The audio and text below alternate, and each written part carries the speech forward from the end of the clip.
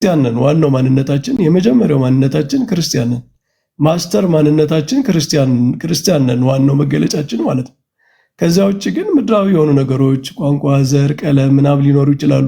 እነሱ ሁለተኛ ናቸው። ምንድነው ለሃይማኖታዊ ማንነታችን ሰብሚት የሚያደርጉ ናቸው ማለት ነው። ስለዚህ አንድ ሰው ይህንን አዛብቶ ከተነሳ በቃ ነገር ይበላሻል ማለት ነው።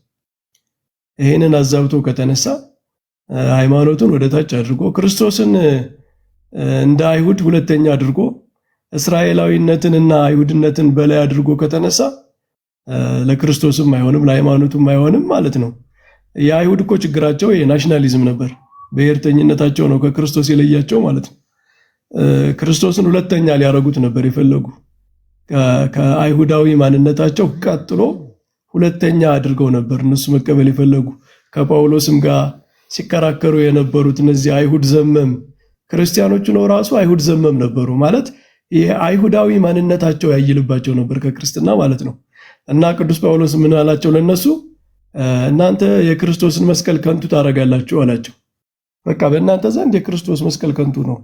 ምክንያቱም ክርስቶስ ሁለተኛ ሊሆን አይችልም። በምንም ታምር ክርስቶስ ሁለተኛ ከሆነ የለም ማለት ነው። ክርስትና ሁለተኛ ድርብ ማንነቱ ነው ሊቀመጥ አይችልም፣ የለም ማለት ነው።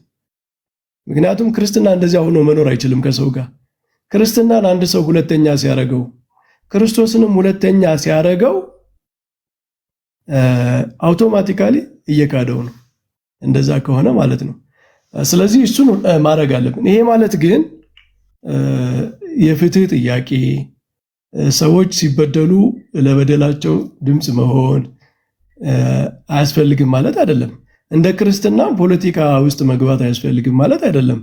ምክንያቱም እኛ ክርስቲያኖች ወታደሮች አይሆኑ፣ ክርስቲያኖች ፖለቲከኞች አይሆኑ፣ ክርስቲያኖች በሶሻል ካልቸራል ነገር ውስጥ አይሳተፉ የሚል አቋም ስለሌለን ማለት ነው። የዚህ ዓለም አካል እስከሆነ ድረስ በዚያ ውስጥ ልንሳተፍ እንችላለን። ግን ከክርስትና ማንነታችን በላይ ሆኖ ያንን የሚዳኝ መሆን አይችልም። ሁልጊዜ በክርስትና ፕሪንሲፕል፣ በፍቅር፣ በፍትህ ሁሉንም ሰው በመውደድ ባለመከፋፈል፣ ሁሉም ሰው የእግዚአብሔር አርአያ አምሳል ነው። ዝቅ ሲል ከፍ ሲል ደግሞ በተለይ ክርስቲያኖች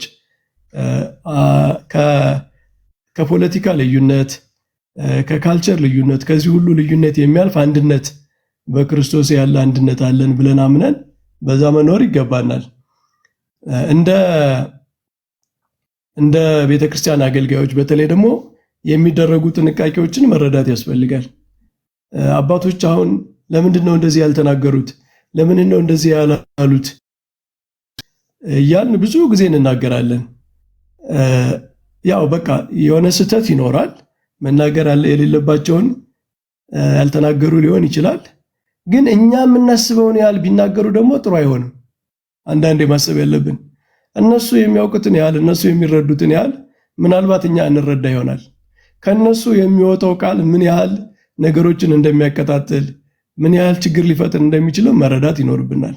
ስለዚህ የቤተ ክርስቲያን አገልጋዮች ከአባቶች ጀምሮ ከላይ ጀምሮ ከኛ የበለጠ በርደን አለባቸው። እኛ በሚዲያ ከምንናገረው በየቦታው የፈለግነውን ተናግረን አንዳንዴ ማንነታችንም ደብቀን ስማችን አይታወቅ መልካችን አይታወቅ ምንም ኃላፊነት የማንወስድ ለተናገርነው ነገር እንኳን ቅንጣት ያህል ኃላፊነት የማንቀበል ሰዎች እንደምንናገረው አባቶችም በዚያ ልክ መናገር አለባቸው ማለት አንችልም። ምክንያቱም እነሱ ኃላፊነት አለባቸው ማለት በተናገሩት ነገር ለሚፈጠረው ነገር ሁሉ ኳልኩሌት አድርገው አስበው ነው የሚናገሩ። አባቶች አስተዋዮች ናቸው። ስለዚህ በእኛ ልክ ይናገሩ ማለት ይከብዳል ነው። ግን መናገር የለባቸውም አስፈላጊውን ነገር ማድረግ የለባቸውም እያልን አይደለም።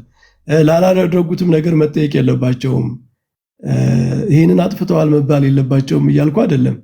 ግን እኛ ምንድነው ሚዲያ በሚያጦዘው ልክ በሚዲያ ሙቀት ልክ አባቶች ይናገሩ ቢባል በተለያዩ የፖለቲካ ትላልቅ ኃላፊነት ላይ ያሉ ሰዎች ይናገሩ ቢባል ነገሮች ከዚህ የበለጠ በጣም ውስብስብ ነገር ውስጥ ሊገቡ እንደሚችሉ ማሰብ ይኖርብናል ብዬ ነው ማስበው። ስለዚህ እሺ አይናገሩ ማለት ነው። እኛ ምዕመናን ሰዎች ሲበደሉ መጮህ የለብንም? አርገነዋል፣ ስናረግ ነበረ፣ ማድረግ አለብን። ግን አባቶችንም መረዳት በተወሰነ መንገድ መረዳት ያለብን ይመስለኛል ለማለት ነው። አሁን ግን ዋናው ጉዳይ ሰዎች በቤተ ክርስቲያን አገልግሎት ውስጥ አንድ አገልግሎት ሲያደርጉ ሁሉም ቦታ ላይ ባንጎትታቸው ብዬ ነው ማስበው። በቃ በዚያ በጠነከሩበት ላይ ይቀጥሉ። የሀገራችንን ፖለቲካ እንደው ውስብስብ ነገር ነው ብናየው፣ በአብዛኛው የሃይማኖት ጉዳይም አለበት ከጀርባው ማለት ነው። በፖለቲካ ውስጥ በብሔር ፖለቲካ ውስጥ ተደብቀው የሃይማኖት አጀንዳ ማራመድ የሚፈልጉ ሰዎችም አሉ። ለምሳሌ የሚሽነሪዎችን እንቅስቃሴ በታሪክ አይታችሁ ከሆነ ኦሮሚያ ክልል አካባቢ ማንነትን እየተጠቀሙ፣ ደቡብ አካባቢ ማንነትን እየተጠቀሙ ነበር አስተምሯቸውን ያሰርጹ የነበረ ማለት ነው። የሀገሪቱን በጣም ውስብስብ የሆነ የተከፋፈለ ፖለቲካ ይጠቀሙበታል ለራሳቸው አስተምሮ ማለት ነው። እና ዓላማቸው እየከፋፈሉ የከፋፈሉትን ደግሞ ሌላ ትርክት ናሬሽን እየፈጠሩ ቤተክርስቲያኗን ደግሞ ከሆነ አካባቢ ህዝብ ጋር አብረው እየለጠፉ ያኛውን ህዝብ መውሰድ ነው መነጠል ነው የሚያስቡት ማለት ነው። ለዚህ ታዲያ አንቲዶቱ ምንድን ነው? ይህንን ለማክሸፍ የእነሱን መንገድ ነው መከተል የሚገባው ማለት እነሱ በብሔር እየከፋፈሉ በማንነት እየከፋፈሉ ተቃርኖ እየፈጠሩ በዛ ተቃርኖ ውስጥ ደግሞ አስተምሯቸውን እያሰረጹ ይሄዳሉ። የኛ ሪስፖንስ ምንድነው መሆን ያለበት ካል እኔ ትልቁ በጣም ከባዱ እነሱን ራሱ የሚያማቸውን ከጮኸታቸው እዩት። ከጮኸታቸው ምን ሲሆን ነው የሚጮሁት?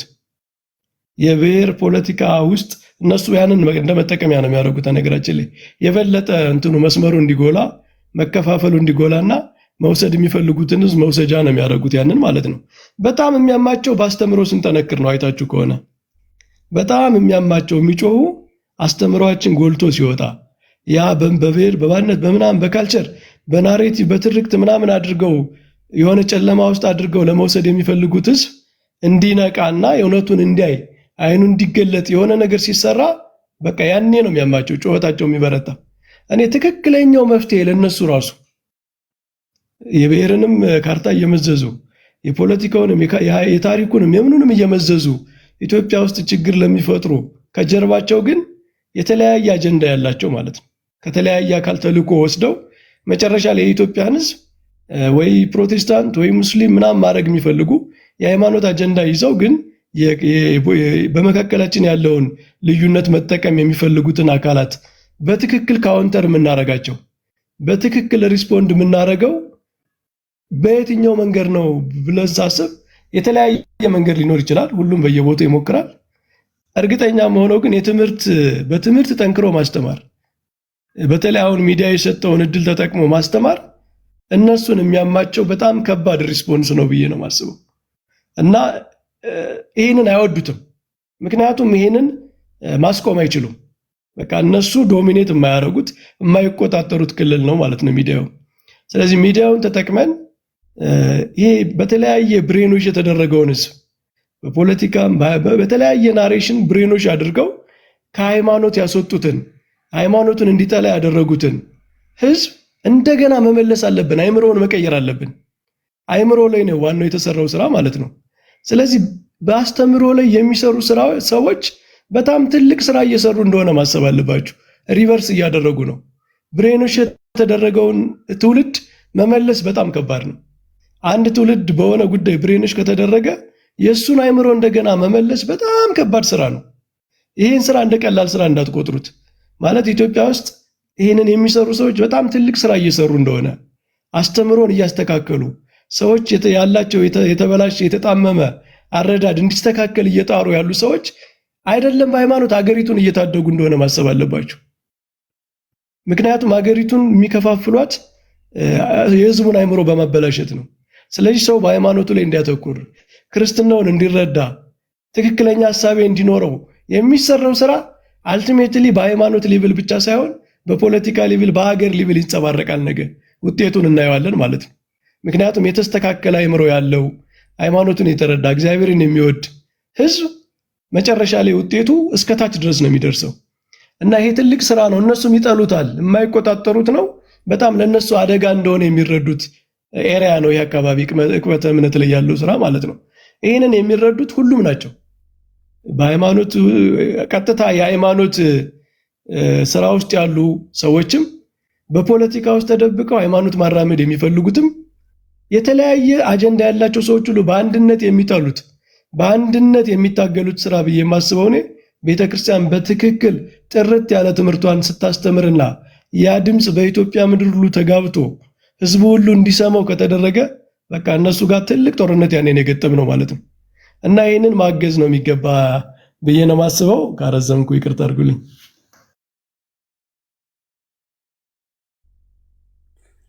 ቃልዮት ያሰማልን መምህርዬ። መምህር በረከት አሉ። መምህር ተመስገን ነው። ገብረ ሚካኤል እንዴት ዋላችሁ? እንዴት አደራችሁ? እንዴት አመሻችሁ? መላከ ገነት እንዴት ሰነበቱ? ይፍቱን። አይ ጥሩ ሀሳብ ነው እየተነሳ ያለው። እንግዲህ እኔ ብዙ ረዘም ያለ ነገር የለኝም፣ ምክንያቱም ብዙ ጊዜ ማዳመጥ ነው እንጂ ብዙ መናገር ላይ ብዙ አይደለውም። ግን ምንድነው በደንብ ልንይዝ የሚገባው ነገር እስካሁን ወንድሞች አባቶችን ሀሳብ ሲሰጡበት ስለነበረ አንደኛ መረጃ የሌላቸው ሰዎች አሁን ቅድም ሲጠይቅ የነበረው ወንድማችን ከየት ወደ የት እንደመጣ መንገዱንም በሌለው መረጃ ነው ለመሞገትና ሀሳብ ለመስጠት ሲሞክር የሰማ ነው። እንዲህ አይነቱ ነገር ደግሞ በእጅጉ ያሳዝናል። ምክንያቱም ሰው ምንም ነገር ሳይኖረው እንዴት አንድ ነገር ለክስ ያቀርባል? ስለዚህ ቅድም በደንብ አድርጎ ታላቁ ጅብሪል ሲናገር እንደሰማሁት ሁሉም ነገር ባዶ ስለሆነ እንግዲህ የነበረውን ዲቤት አይተነዋል። እስከ ሌሊቱ 9 ሰዓት ድረስ በእኛ እንኳን በኢትዮጵያ ቁጭ ብለን ስንከታተል ነበርና እኔ እግዚአብሔር ታሪክ የሰራበት በዘመናችን ራቁታቸውን ያስቀረበት ቀን ነው ብዬ ያን ቀን ስለማየው እኔም ማዝነው ምንድነው እነፎይን በተቋም ደረጃ አደራጅተን እንደ እነፎይ አይነቶችን በተቋም ደረጃ ለመስራት አሁን በግለሰብ ደረጃ የተሰራ ስራ ነው። በግለሰብ ደረጃ እየተሰራ ያለ ስራ ስለሆነ በተቋም በኩል አደረጃጀቱ አቅጣጫ እየተሰጠበትና ይሄንን ሐሳብ ሊደግፉ የሚችሉ ወንድሞችን በርቱ እንደዚህ እየተሳቀቁ ምን እያሉ መስራት መሆን አልነበረበትም ብዬ አስባለሁና ራቁቱን የቀረበት እንደሆነ ስላየው እንግዲህ አንደኛ የዓመት ረፍት የማይወጣ ክፉ ጥላት ሰይጣንም ስላለን በምናውቃቸው ሰዎችን በኩል መጥቶ ችግር ሊፈጥር እንደሚችልና ስራውን ሊያደናቅፍ እንደሚችል መታወቅ መቻል አለበት። ይሄ መያዝ አለበት። እሱም በደንብ መያዝ ጥሩ ነው። ታሪክ ተመዝግቧል። እንግዲህ ቪዲዮዎቹንም ማየት ይቻላል፣ ዩቲዩብ ላይ አለ። እኔ በሃይማኖት ዲቤት በኩል በታሪክ እንግዲህ ወደዚህ ሚዲያው ከመጣም በኋላ ለኔ የመጀመሪያ ሳይሆን አይቀርም፣ ለሌሎቻችሁ አላውቅም። ያው እኔ ብዙም የቅርብ ጊዜም ስለሆነ እንትኔ ታሪካዊ ነበር የነበረው። እግዚአብሔር ስራውን ነው የሰራው። እኔ ፎይ ምክንያት ነው ብዬ ነው የማስበውና አንዳንድ ጊዜ ምን የሚባል ብሂል አለ፣ ውሾች ይጮሃሉ ግመሎች ይሄዳሉ። ስራችን መስራት ነው። አሁን ቀጣይነት ያለው ስራ የበለጠን ብንሰራ ቅድም መምህር በረከትም እንዳለው ብዙ ትውልድ ማዳን እንደሚቻል ብዙ ሰዎች ከነሱ በረት ወጥተው ወደ ኦርቶዶክስ ተዋሕዶ ቤተክርስቲያን ጉዞ የሚያደርጉበት ሳምንት ነው ብዬ አስባለሁ። እውነት ለመነጋገር በትክክል እንደው ህሌናቸው ሚዛን አድርጎ ካየው፣ ስለዚህ ቀጣይነት ወዳለው ነገር መሄድ በጣም ጥሩ ነው። የዚህ እንግዲህ ቅድም ሰው በተሰጠው ጸጋ ነው ሊያገለግል የሚችለው። አሁን የዲቤቱን የሚሰሩ ሰዎች ያነበቡ የራሳቸውንም የሌሎችንም በደንብ የተመለከቱ መላከ ገነት የሚሉት ነገር አለ። ብዙ ጊዜ በማዳመጥ የሌሎች እኔ እሱን ወስጃለሁ። እውነት ለመነጋገር አሁን እዚህ ላይ እኔ ልስራ ብል አልችልም፣ የለኝም። እዚያ በሌለኝ ነገር ገብቶ መሳቂያ መሳለቂያ ታላቋን ቤተክርስቲያንም ዱላ ማቀበል ተገቢ ነው ብዬ እኔ አላምንም። አይችልም ተብሎም ሌላ ነገር ውስጥ መግባት አለብን ብዬ አላምንም። በተሰጣቸው ጸጋ የሚያገለግሉት ያገልግሉ፣ ይበርቱ፣ ልንደግፋቸው። ሌላው ግን በነበረው ዲቤት በጣም ያዘንኩት የኛ ተሳትፎ ሼር ኮፕሊንክ በማድረግ በጣም ዝቅተኛ ነበር። የሌሎቹን ርብርብ አይታችሁታል፣ በጣም ዝቅተኛ። እኔ ማታ ላይ ብዙ መጻሕፍቶች ማነብበት ትንሽ ጊዜ ያለችኝ እሷ ስለነበረች የመጀመሪያ ጊዜ ነው በዚህ መንገድ ሳመሽና እሱን በደንብ አጠናክረን መቀጠል ያስፈልጋል ብዬ ነው የማስበው። ነው የገባው እኮ እፎይ እኮ ለዛ ነው እንጂ መጀመሪያ እኛ እኮ በልጠን ነበር እኮ። መምህር ነበሩ መጀመሪያ ላይ ነበርኩ፣ መጀመሪያም ነበርኩ። ለሰዓት ከምናምን ሲጠብቅም ነበርኩ። እኔ ከመጀመሪያው ጀምሮ እስከ መጨረሻው ድረስ የፎይንትን ስከታተል ነበር። ተከታትያለሁ፣ ውጤቱንም አይቻለሁ። በጣም ያደነኩትም ደግሞ ለእያንዳንዱ ላይ የሚያቀርባቸው ነገሮች የራሳቸውን መጽሐፍ በማስረጃ እያስደገፈ ሲሞግት ስለነበረ እንዲህ አይነት መምህራን የበለጠ እንዴት መዘጋጀትና መስራት እንዳለብን፣ ምን ማንበብ እንዳለብን፣ እንዴት መከተል እንዳለብን አቅጣጫ ያሳየ ነው ብዬ አስባለሁ። እኔ መማር የሚገባንን ነገር ሁሉ መማር አለብን ብዬ ነው የምወስደው።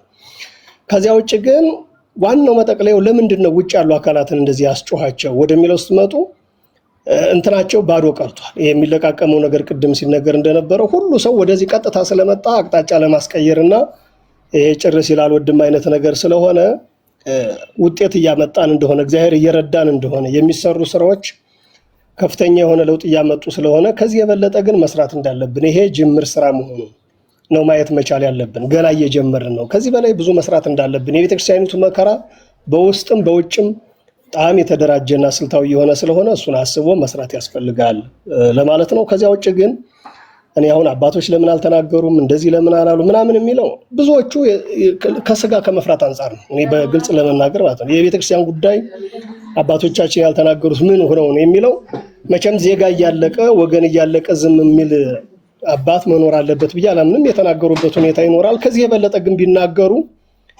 መንጋውን ምዕመኑን መጠበቅ እንደሚችሉ ግን አምናለሁ። ይሄ ፐርሰናል እንትኔ ነው።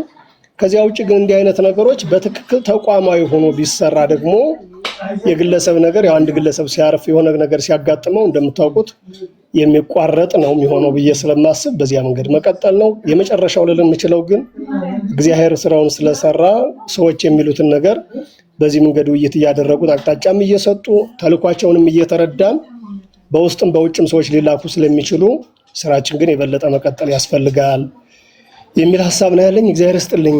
ብዙም እንትን ማለት አልቻልኩም። እግዚአብሔር ያክብር። አሜን አሜን። ማንነት ያለህ እንዴት አለ? ደህና ነህ? ቆይ አለው ወንድም አለም አባቶቼ እቱኝ ባኩን እንደምን ከረማችሁ? ለወጣ ስለሆነ እዚች ላይ አንዲት ነገር ልበል ትፈቅድልኛለህ? ማንነቴ ይቀጥሉ አባቴ። ሁላችሁም የተናገራችሁት በጣም ቆንጆ ትምህርት ነው። ቃለ ሕይወት ያሰማልን። ቅድም ልጁ በጣም በጣም በጣም አደገኛ ፖለቲከኛ ነውና አቡነ ገሌ ምናምን እያለ ሲያወራ አባቶች ለምን አይናገሩም የሚለው በጣም ገዶት በጣም ተጨንቆ አይደለም። እና እንደዚህ ያሉትን ነገሮች ስንመልስ እኔ በጣም ጥበብ ያስፈልጋል ብዬ አምናለሁኝ። ለምሳሌ የሱን መልስ ለምንድን ነው ኮንፈርም በደንብ ማላረው? አላምነው ለምንድን ነው? ለምን አስቡ ለኔ ያስበው ነው ብዬ ነው መጀመሪያ የማስበው።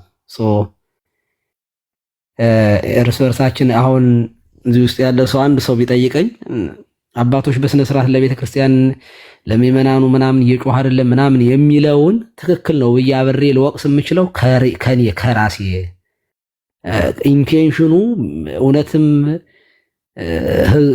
ህዝበ ክርስቲያኑ ተጎዳ ተሰቃየ ከሚል ነው የሚለውን መጀመሪያ ያጠናለሁ። አየህ፣ በዚያ መንገድ መልሳለሁ። ከዛ በተረፈ ግን እኛን ለመለያየት የበለጠ ተቋሟን ለመምታት መተው በዚያ ያዘኑ መስለው የሚመጡትን ሰዎችን ስንመልስ አብረን እየወቀጥን ከሆነ ግን ችግር ውስጥ ስለምንገባ ጥንቃቄ ማድረግ ያስፈልጋል። ለዚያ ነው ቅድም ስከላከል የነበረው አንደኛ አቡነ እያለ እንዲያወራ ምናምን ስለነበረው እኔ ቅሬታ ሳይኖረኝ ቀርቶ አይደለም፣ በአባቶች አለኝ።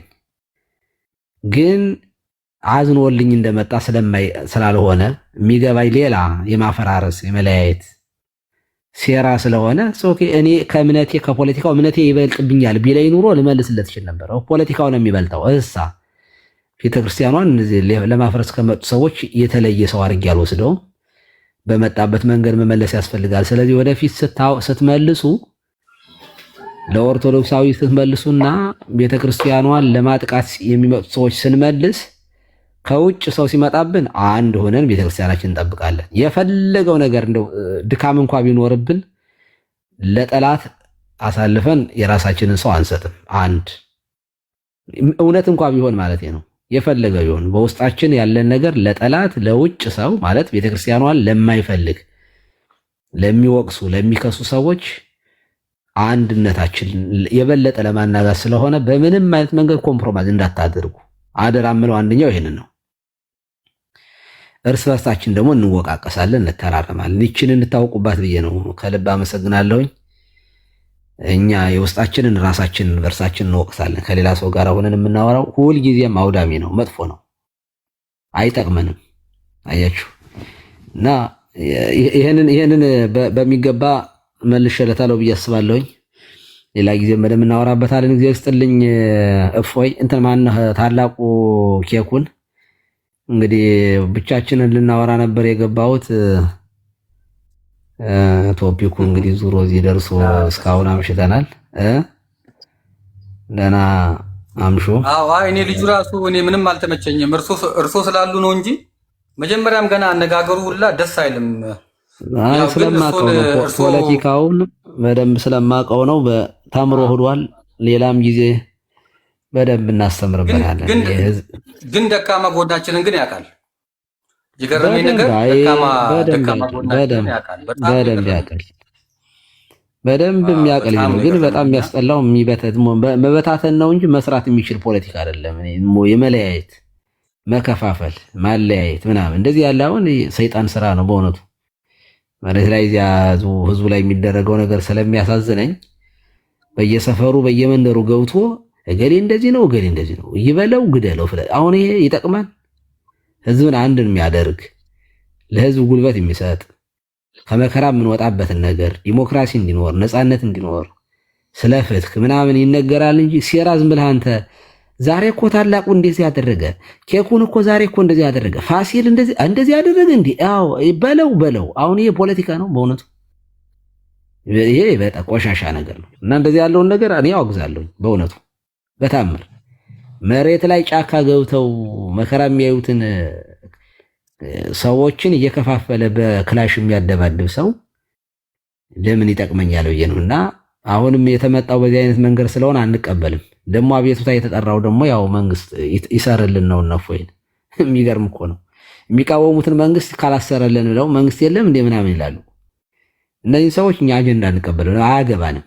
አያገባንም። የውስጣችንን በውስጣችን ስንወቅስም በውስጥ እንመካከራለን። የውጩን ደግሞ በጋራ ሆነን እንከላከላለን። በውስጥ ለሚመጣብን በውስጥ እንመክታለን። በውጭ ለሚመጣብን እንደነፎይ እንጠራርገዋለን። ይሄ ኑፋቄን ክደትን ምናምን ምረት አናደርግም ለኑፋቄ ለክደት እና እፎይ በርታ። ሌሎቻችሁም ወንድሞቻችን እነ ጳላዲዮስ እነ ቃል ስጋ ከሆነ በርቱ፣ ጠንክሩ፣ ከጎናችሁ ነን። የምናዝነው ቅድም መምህር ተመስገን ተናግረዋል፣ እንደ ተቋም አለማገዛችን ነው አለመርዳታችን ነው። የሚቆጨኝ እኔ እሱ ነው። መድኃኒዓለም በሚያውቀው አላገዝናችሁም፣ አልረዳናችሁም በእውነቱ እና እግዚአብሔር ከእናንተ ጋር ይሁን። ዘመናችሁ ይባረክ። ጠንክራችሁ ስሩ።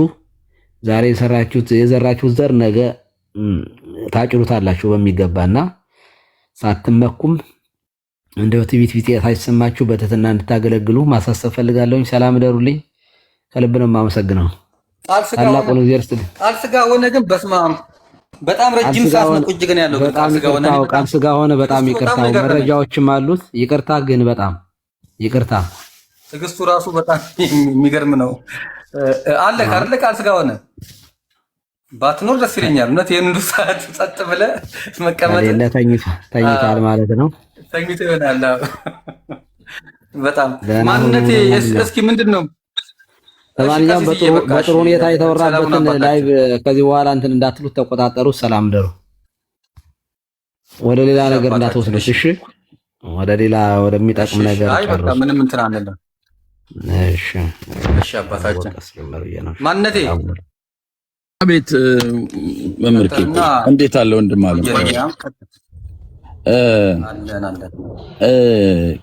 አባቶቼ ይፍቱኝ ባርኩኝ ብያለሁ። እንዴት አላችሁ? እንዴት ከረማችሁ? እንደው ዛሬ ድንገት ነውና ስራ ሁሉ ፈትቼ ነው ማለት ነገሩ የተነሳው በጣም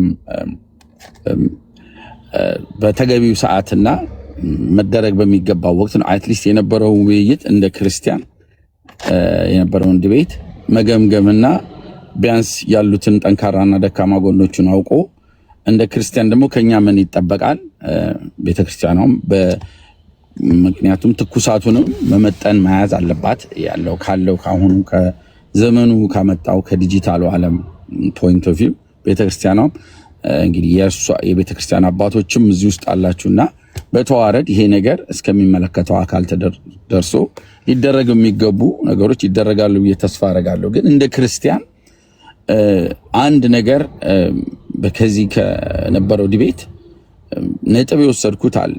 ነጥቡ ምንድነው? እፎይን መርዳት አለብን።